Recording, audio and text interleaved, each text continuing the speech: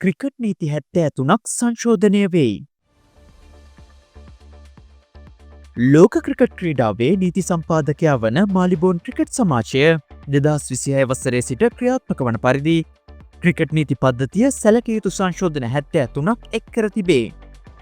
මෙම නවනීති මාලාව 2026 ඔක්තෝබර් 1 වෙනිදා සිට ලෝපුරා නිල වශයෙන් බලාත්මක වීමට නියමිතය.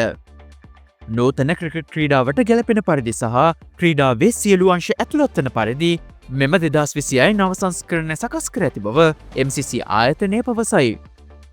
ටෙස්ට් වැනි බහුදින තරගවලදී දිනය නියම වීමට නියමිත වේලාව පැමිණි විට පන්දුවාරයක තවදුරටත් පන්දු ඉතිරිව තිබියදී කඩුල්ලක් විද වැටුණහොත් මින් පෙර ක්‍රීඩාව නතර කළද නවනීතිය අනුව එම පන්දුවාරය සම්පූර්ණයෙන්ම යවා අවසන් කළ යුතු අතර නව පිතිකරුවාට එදිනම පිටියට පිවිසීමට සිදුවනු ඇත.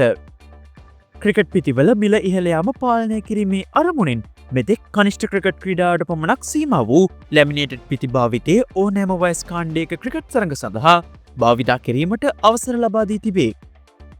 පන්දු නිෂ්පාදකයින් සමග එක්ව ක්‍රිකට් ක්‍රීඩාවේ විවිධ ආකෘති සඳහා භාවිතා කරන පන්දුවල බර සහ ප්‍රමාණය සම්බන්ධයෙන් නව සීමාවන් පනවා ඇත.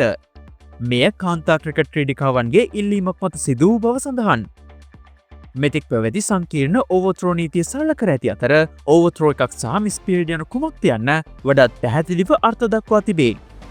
මේ සම්බන්ධයෙන් MCC ආයතනයේ නීති කළමනාකරු ප්‍රේසර් ස්ටුවර්ට් පවසන්නේ ක්‍රිකට් ක්‍රීඩාව වේගයෙන් විකාශනය වන ක්‍රීඩාවක් බැවින් 1787 සිට ක්‍රියාත්මක වන මෙම නීති පද්ධතිය නවීන ක්‍රීඩාවට ගැලපෙනසේ යාවත්කාලින කිරීම අත්‍යවශ්‍ය බවයි.